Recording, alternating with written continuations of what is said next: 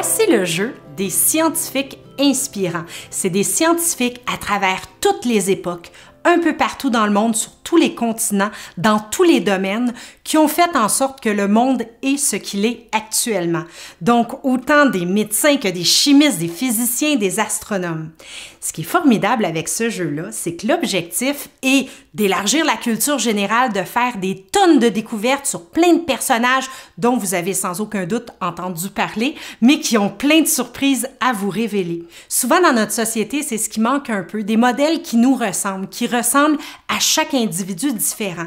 Puis quand on regarde à travers l'histoire de l'humanité, c'est pas les personnages inspirants qui manquent, mais souvent les jeunes ne les connaissent pas.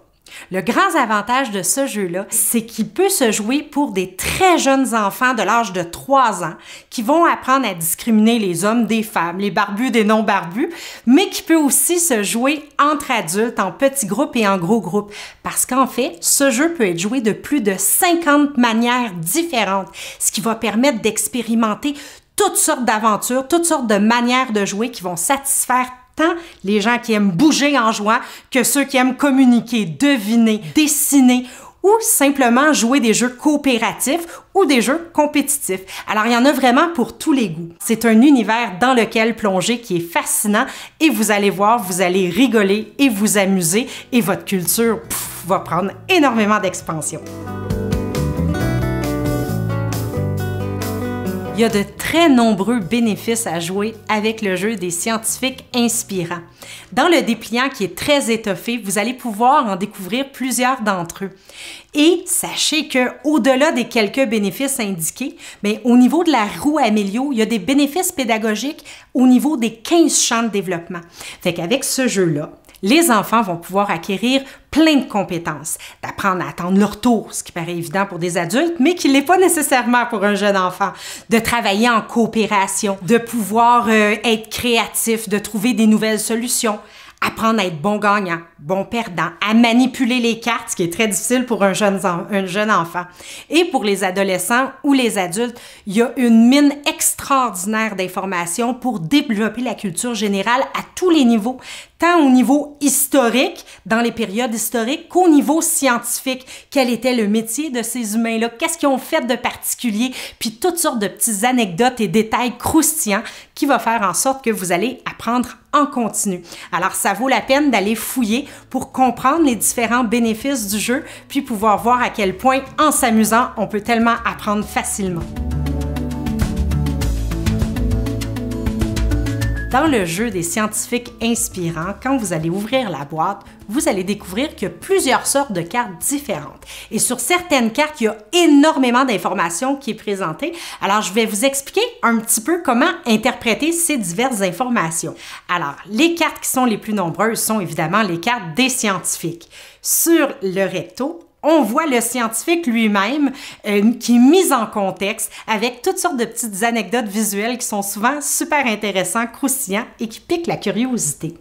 Ensuite, vous allez voir dans le petit coin ici de la carte, il y a un symbole qui peut apparaître qui va identifier si le scientifique est végétarien ou non. Ça va servir à un des 50 jeux. Si vous retournez la carte, vous allez découvrir que tout autour de la carte, il y a une bande de couleurs. Cette bande-là va vous permettre d'identifier l'époque historique à laquelle le scientifique vivait. En l'occurrence, pour Roger Bacon, il vivait pendant le Moyen Âge. Il y a aussi l'information sur le drapeau du pays où est né le personnage en question. Ensuite de ça, le nom du pays, l'année de naissance du personnage, puis ensuite toutes sortes d'anecdotes. Alors évidemment, on voit ici qu'il est mathématicien, fait qu'on découvre son métier. Puis on va avoir de l'information à propos du personnage, fait que des informations souvent inconnues, méconnues ou croustillantes. Puis les découvertes qui ont révolutionné le monde qu'ont fait ce personnage-là, ses exploits, et vous allez aussi découvrir des icônes qui vont identifier ses objets préférés ou ses passions ou ses dadas. Toutes ces informations-là vont être utiles dans l'un des 50 jeux ou plusieurs de ces jeux-là. Ensuite, vous allez découvrir les cartes des divers métiers qui vont indiquer qu'est-ce que le scientifique étudie, quels sont ses outils, quelles sont les responsabilités de ce type de scientifique-là. Alors, encore une fois, il y a certains jeux qui vont utiliser ces cartes et qui vont permettre de les apprendre de façon intéressante. Ensuite, vous allez pouvoir aussi découvrir des cartes qui vont correspondre à des catastrophes ou des découvertes révolutionnaires. En fait, ces cartes-là ont été conçues pour jouer au jeu vedette qui s'appelle Génie des sciences. Alors, dans ces cartes-là, vous allez découvrir que pour pouvoir effectuer l'objectif, réaliser l'objectif ou réussir à vaincre la catastrophe absolue, vous allez avoir besoin des scientifiques de certains métiers donnés. Et vous pouvez avoir un allié très précieux et spécial qui est un scientifique qui vous donnerait un sérieux coup de main dans ce type de problématique-là. Alors voilà, il y a énormément d'informations qui sont contenues sur les cartes et c'est ça qui fait la richesse de ce jeu-là. Il y en a vraiment pour tous les goûts et ça permet une flexibilité de jeu qui est extraordinaire. Le jeu des scientifiques inspirants se joue de plus de 50 manières différentes. Mais quand vous allez prendre le pamphlet, vous allez vous rendre compte qu'il y a 4 jeux qui sont mis en vedette dans un ordre très précis. C'est totalement volontaire parce que les jeux du début vont préparer à jouer aux jeux vedettes qui nécessitent un certain nombre de connaissances générales.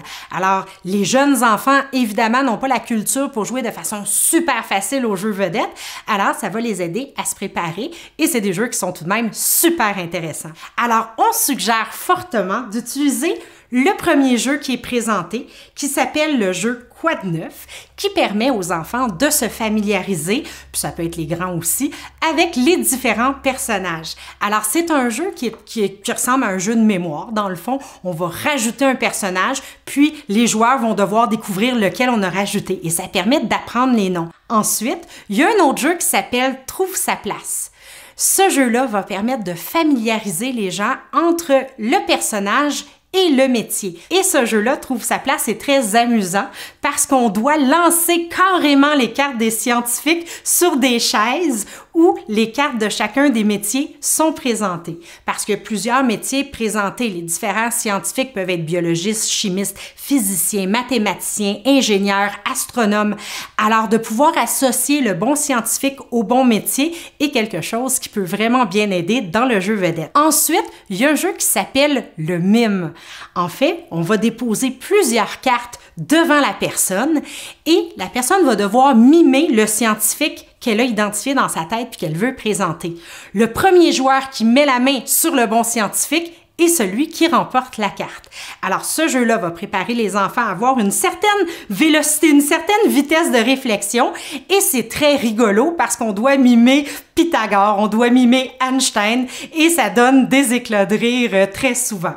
Et tous ces jeux-là amènent au jeu vedette qui s'appelle Génie des sciences, qui va se jouer avec des pions, avec des tokens, qui va pouvoir se jouer de façon collaborative. Parce que dans le cadre de ce jeu-là, en fait, les joueurs doivent solutionner des problèmes catastrophiques qui atteignent la planète, ou ils doivent solutionner des éléments importants. Et pour ce faire, chaque joueur, collectivement, doit participer à trouver les scientifiques des métiers nécessaires à résoudre la problématique et idéalement à trouver le scientifique qui serait le meilleur pour aider à ça. Alors, c'est le jeu vedette qui se joue très rapidement, en une vingtaine de minutes et qui permet d'élargir la culture de façon extraordinaire. Et finalement, il y a un autre jeu qui est très intéressant qu'on met de l'avant qui s'appelle le compte à rebours, qui permet collectivement de créer une histoire inventée, imaginaire, avec 10 personnages scientifiques dans l'ordre. Et une fois que c'est fait,